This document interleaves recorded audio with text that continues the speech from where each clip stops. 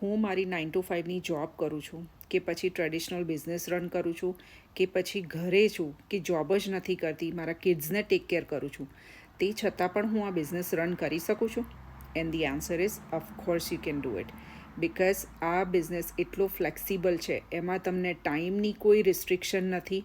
તમે તમારા કિડ્સને અરાઉન્ડ રાખીને આ બિઝનેસ કરી શકો છો if you are stay at home mom. અને જે 9 to 5ની જોબ કરે છે એ લોકો પણ ડેફિનેટલી કરી શકે છે, બિકોઝ 1 થી 2 જ કલાક આપવાના હોય છે આમાં, અને એ 2 કલાક પણ તમે પોતે ડિસાઈડ કરો છો. તો એમાં એવું નથી કે તમારે કોઈ તમારા ઉપર બોસ છે કે જે એ કહે એટલું તમારે કરવાનું છે.